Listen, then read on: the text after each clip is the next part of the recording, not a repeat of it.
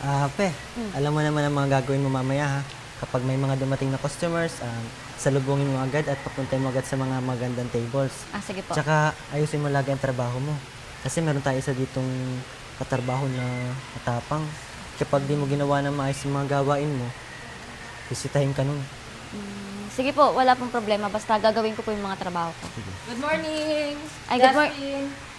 Oh, Good morning po. siya yung bago? Bago. Ano pangalan mo? Maria Fee po. Okay. So, Justin, naturo mo na ba sa kanya yung mga dapat niyang gawin? Naturo ko na. Oh, alam mo na dapat mong gawin, ha? Opo, Ay, ma'am. ako nang pabagal-bagal. Ha? Alam mo, sa itsura mo, maganda ka, oo, pero ayoko nung masyadong mabagal kumilos dito, ha? Lalo na pag madaming customer. Okay? Pag Opo. may tinatawag ka agad ng customer, lalapit ka kagad, ha? Sige po, ma'am. Wag po kayo mag-alala. Isa pa, ayoko nang palate-late. Naintindihan mo? Ha? Napapansin mo, late ako. O, dapat lang yon kasi ako, mataas ang posisyon ko, kaya ikaw, susunod ka sa akin, ha? Opo, ma'am. Ayusin mo yung mga table dyan, baka puro alikabok na, kaya sa customer, ha? Opo. Justin, ikaw na ba dyan? Ay, oo nga no. Medyo mataray nga, masungit. Pe, wag mo lang masyadong intindihin yun. Sadyang ganun talaga yun. Sige. Sige, gagawin ko muna yung trabaho Sige, ko. balik ka na lang muna sa trabaho mo. Oo, salamat. Ang bagal talagang kumilos ng babaeng yun. Hoy! Marito ka nga! Alam mo, ang kupad mo eh. Malika, halika. Ay, ma'am. Ay, bakit po? Ano to? Bakit ang kalat? Pasensya na kasi ang dami ko po kasi inasikaso doon, ang daming customer. Wala naman po kayong ginagawa. Bakit din na lang po kayo yung magligpit niyan? Aba? Ako yung uutusan mo? Ha? Dapat ikaw ang gumagawa niyan, lalo na't bago ka para masanay ka dito. Hindi nga aasa mo sa akin. Alam mo may ginagawa ko dun, di ba? Ikaw nandito ka sa labas, dapat lahat ng table dito nalinisan mo na. Ayun na nga po, muna sa labas ako. May mga inasikaso po ako mga customer, pati po yung mga pinagkainan nila. Ang bagal mo kasi. Bilisan mo kasi yung kilos mo para mabilis matapos. Ang akin lang po kasi, ma'am, nakita nyo na, hindi nyo pa po ilagay sa kusina. Ay, bakit akong gagawa niyan? Alam mo may ginagawa ko doon. Ikaw yung naandito. Alam mo, naiinis ako sa'yo, ha? Kung makapag-utos ka sa akin, ha? Boss ba kita, ha? Hindi, ma'am, kasi mali naman po kasi yung mga sinasabi niyo eh. Wala naman po kayong ginagawa, tapos iuutos niyo pa po sa akin. Alam mo, ang bagal mo. Pag pabagal-bagal ka, mabuti pa, iwan mo na yung trabaho, mag-resign ka na. Hindi ka naman nakakatulong dito eh. Ang kupad-kupad mo eh. Ma'am, pasensya na po kasi first day ko pa lang po sa trabaho eh. Siyempre, aligaga pa po ako sa mga ginagawa ko. Alam mo, ang dami mong dahilan ha. Pinapalinis ko lang naman to. Mahirap ba yon? Di ba ito naman yung trabaho mo? Tsaka isa pa. Yung mga table dito sa labas, mga pang VIP yun ha. Yung mayayaman lang ang pwede doon, okay? Dapat alam mo yun ha. Opo, ma'am. Sige po, ma'am. Tama na po sa sermon, ma'am. Ililigpit ko na po. Sige po. Susundin mo naman pala. Ang dami pang sinasabi. Bilisan mo.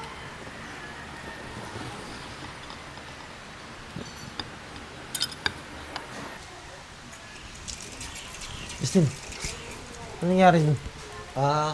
Si Cha kasi, pinag-iinitan na naman yung bagong nating pasok na katrabaho. Laging ganyan ba yan si Cha? Sir, lagi. Dapat yan, sinasagot na eh.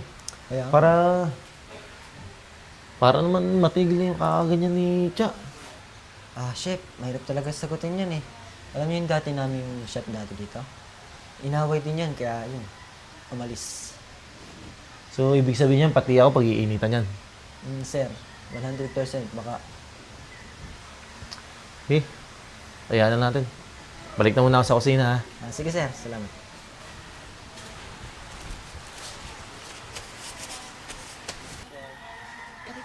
Ma'am, pag may order na kayo, scan nyo na lang po sa QR code, okay?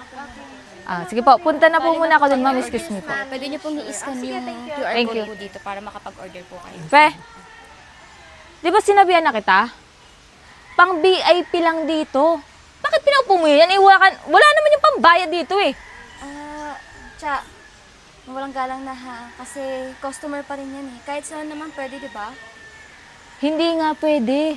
Dapat dito, mayayaman. Tingnan mo yung customer ko sa kabila. Mayayaman. Yan. Mukha naman walang bayad yan dito. Ano ka ba? Mag-aabono pa ako eh. Gusto ko lang naman kumain. Eh kahit na ma'am, dapat hindi ka dito napunta. Dapat ikaw doon lang sa mga tuhog-tuhog. Doon May ka na pambayad naman ako.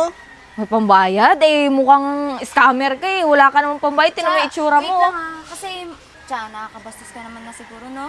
Eh, hindi na maganda yung mga sinasabi mo sa customer. Eh, Huwag masyado kang- ka na nang judge eh. Huwag ka nga mga ilam kung anong gusto kong gawin. Sa tingin ko pa lang, alam ko na mahirap yan. Wala yung pambayad dito. Kaya pwede ba sundin mo na lang ako? Doon ka nga sa loob. Kasi kasuhin mo doon yung mga, simple lang yung mga kinakain. Tapos ikaw, ma'am, umalis ka na kasi wala ka namang pambayad dito. Nakakaya ka sa customer namin, no? Ang yayaman. Tapos tinan mo yung itsura mo, nakasando ka pa. Cha, pwede ba tama na? Ma'am, pasensya na po kayo, mama. Pasensya na po kayo sa mga... Ano pasensya? Sabi ko, umalis ka dito. Mag-uusap kami. Umalis ka dito. Ma'am, sige po, magstay lang po muna kayo dyan. Basta wag po kayo naalis ha. O ano? Ano ba tinitingin-tingin mo? Dapat, umalis ka na din. Kasi nakakaya ka sa mga customer namin. Alam mo, nangangamoy ka dito eh. O ano pang ginagawa mo dyan? Umalis ka na. Tita, wag po kayo malis. Uy, Cha, sumusobra ka na ha. Ano sobra doon? Eh, nagsasabi lang naman ako ng totoo. Eh, wala namang pambayad dyan. Ano, tayo mag-aabono? O kung gusto mong kumain yan dito, sa sahod mo idididak. Customer natin yan. Sino ba may sabi sa'yo wala siyang pambayad? Eh, tingnan mo naman yung itsura. Nakasando eh, parang magpipiknik pa ata yan eh. Alam mo po, dito ay mga mayayaman lang kumakain. Eh, kitang-kita naman kasi sa sarili nyo na napaka dugyot nyo naman. Dapat doon na lang kayo sa gilid-gilid kumain. Uy, Cha, hindi naman yan pupunta dito kung wala yung pambayad. Justin, huwag kang bida-bida. Alam mo, kung ayaw mo din sa ugali ko, eh, pwede ka naman mag-resign eh. Bakit? Ikaw ba amo ko? O bakit? Nangingialam ko sa mga gusto kong gawin eh. Kita ko naman dyan sa babaeng yan, wala naman talaga pambili. Hindi kita papakalman kung tama ka. Huwag ka na nga makialam. Cha, teka lang. Grabe ka naman magsalita sa tao. Isa ka pa eh. Alam mo, ikaw, kusinerong bago, umayos ka sa trabaho mo. Kasi baka magaya ka dun sa dating kusinero na patanggal ko dito. Bakit pinatanggal mo? Dahil ginagawa niya yung tama yung trabaho niya? Eh, no, tingnan mo yung customer natin. Sa tingin mo ba may pambayad yan? Cha, di naman siya pumunta dito kung wala eh. Ay, naku. Ba't ba nangingialam kayo sa akin? Eh, alam ko naman sa mga tao kung meron pambayad o wala. Iho, anong pangalan mo? Tsaka ikaw, Iho. Salamat sa inyo ha. Ayan.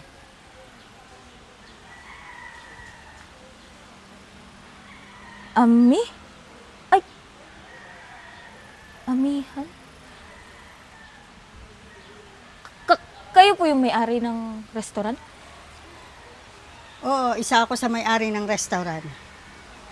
Ay. Ma'am, Mabuti pa doon na lang tayo mag-usap sa loob. sige po, ma'am.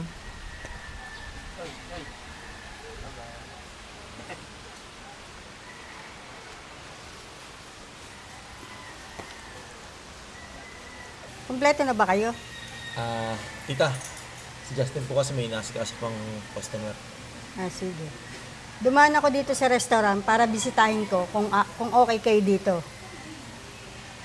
Kasi napapansin ko, parang papalit-palit ang mga staff, ang mga tsaka hindi madalang ang ating customer. Bakit kaya? Ano kaya nangyayari? Ma'am, nung nakasok po kasi si Justin, sabi niya, medyo masungit daw po si Cha. Lahat po, inaaway yung mga staff. Baka isa po siguro yun sa dahilan kung bakit di rin to tinatao. Halos ako nga din po. First day ko lang po sa trabaho. Hindi ko na pa nagustuhan yung ugali ni Cha. Uy, sinungaling ka. Sinungaling kayong dalawa. Sa tingin mo ba, Cha? Nakita ko naman, naobserbahan ko nung ako'y dumating. Eh ma'am, pasensya na po. Kasi akala ko po kasi wala kayong pambayad. Kasi yung itsura niyo po kasi ma'am. Alam mo, may pambayad o wala, entertain nyo ng maayos ang ating customer. Tsaka isa po ma'am, kung sigaw-sigawan niya dito yung mga staff, para siya po yung may-ari. Kaya nga po siguro maraming umaalis dito dahil sa kanya. Ano ating magiging desisyon kay Cha? Ma'am, bago lang naman kami ni Pe. Kayo po mag-desisyon yan. Ay ma'am, matagal na po ako dito. Lahat naman po nagagawa ko dito sa restaurant niya. Siyempre, pinoprotektahan ko lang naman po yung restaurant nyo. Ayun na nga, ikaw na nga ang pinakamatagal dito, tapos ikaw pa ang pinagsisimulan lahat. Eh, ma'am, sorry po. Hindi ko na po uulitin. Paano Dapat pagka ma'am, paano pagka may mga customer naman na pumasok na katulad ni Ma'am Suot?